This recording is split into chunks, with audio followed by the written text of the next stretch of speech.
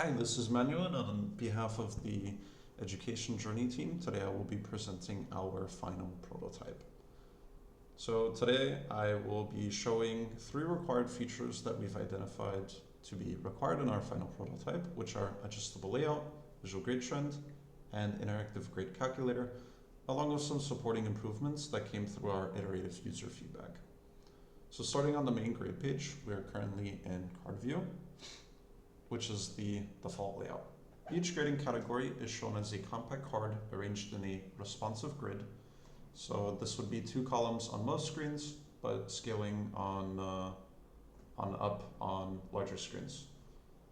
I chose the card view as a default because for usability testing and the existing Canvas feedback, it showed that students strongly preferred seeing all categories at a glance rather than scrolling through a single long column, which is what the current Canvas grade page implementation is.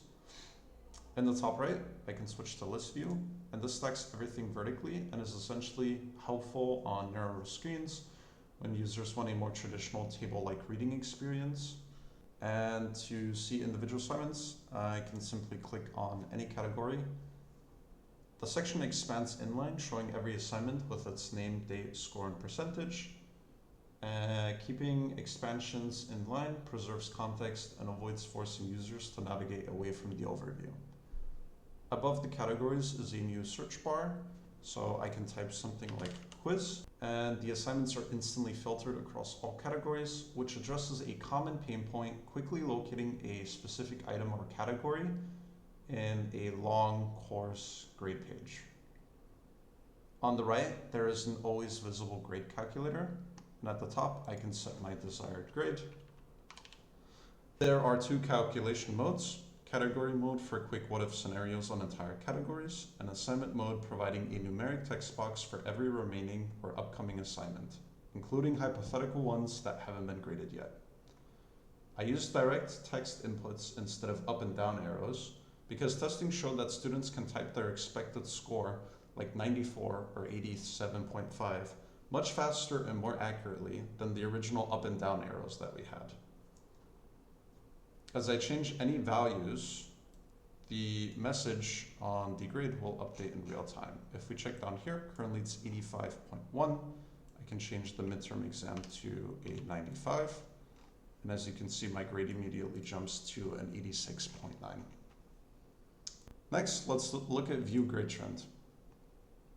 This opens a dedicated full width page, and the separation allows the graph to have the space it needs to display the information and prevent competing with the calculator sidebar. So here is a line chart of my cumulative grade over the semester, and every time that I click on any of the dots on the chart, I can see how that assignment impacted my grade, and if it was a positive or negative impact, along with the grade after the assignment. As you can see, we also added a red and green color scheme, just to make the recognition a little bit easier if it was a positive or negative effect on our grade. Participants in testing specifically asked to see how much each item actually moved their grade, so this was a very important feature for us to implement.